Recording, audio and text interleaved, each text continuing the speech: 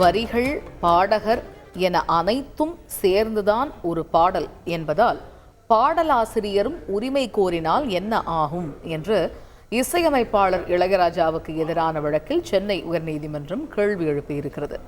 இது குறித்த விவரங்களை எமது செய்தியாளர் சுரேஷ் விவரிக்க கேட்போம். முழு விவரங்கள் என்ன சுரேஷ்?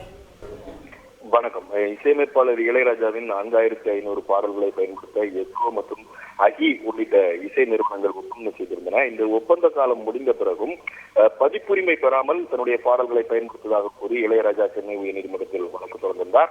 இந்த வழக்கை விசாரித்த உயர்நீதிமன்ற தனி நீதிபதி தயாரிப்பாளர்களிடமிருந்து உரிமை பெற்று இளையராஜா பாடல்களை பயன்படுத்த இசை நிறுவனங்களுக்கு உரிமை உள்ளதாகவும், அதே நேரத்தில் இளையராஜாவுக்கும் இந்த பாடல்கள் மீது தனிப்பட்ட தார்மீக சிறப்பு உரிமை இருப்பதாகவும் 2019ஆம் ஆண்டு தீர்ப்பளித்திருந்தார். இந்த தீர்ப்பை எதிர்த்து இளையராஜா தரப்பில் தாக்கல் செய்யப்பட்ட மேல்முறையீட்டு வழக்கில் இரு நீதிபதிகள் அமர்வு அந்த இளையராஜா பாடல்களை பயன்படுத்துவதற்கு இசை நிறுவனங்களுக்கு இடைக்கால தடை விதித்திருந்தது. இந்த நிலையில் படத்தின் தயாரிப்பாளர்களிடமிருந்து பதிப்புரிமை பெற்றிருப்பதால் அவர்களிடம் செய்து கொண்ட ஒப்பந்தத்தின் அடிப்படையில் பாடல்களை பயன்படுத்த அதிகாரம் இருப்பதாக கூறி எக்கோ நிறுவனம் உயர்நீதிமன்றத்தில் மேல்முறையீடு செய்திருந்தது.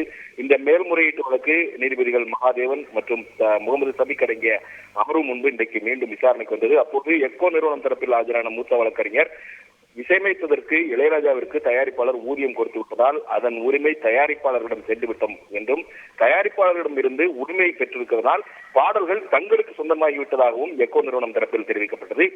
இதற்கு பதிலளித்த இளையராஜா தரப்பு மூத்த வழக்கறிஞர், இசையமைப்பு என்பது கிரியேட்டிவ் பணி என்பதனால் பதிப்புரிமை சட்டம் இதற்கு பொருந்தாது என்று தெரிவித்தார்.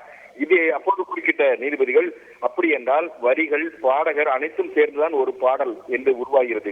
வரிகள் இல்லை என்றால் பாடல் இல்லை. அப்படி இருக்கக்கூடிய நிலையில பாடலுக்கும் பாடலாசிரியர் உரிமை கோரினால் என்ன ஆகும் என்ற ஒரு கேள்வியை எழுப்பினார்கள். பின்னர் இந்த வழக்கின் விசாரணையை ஜூன் 2வது வாரத்திற்கு தள்ளி வைத்த நீதிபதிகள், இந்த பாடல் விற்பனை மூலமாக இளையராஜா பெற்ற தொகை யாருக்கு சொந்தமானது என்பது இந்த வழக்கினுடைய இறுதி தீர்ப்புக்கு கட்டுப்பட்டது என்றும் நீதிபதிகள் தெரிவித்திருக்கிறார்கள். விரிவான விவரங்களுக்கு நன்றி சுரேஷ். செய்திகளை உடனுக்குடன் தெரிந்து கொள்ள உடனே சப்ஸ்கிரைப் பண்ணுங்க.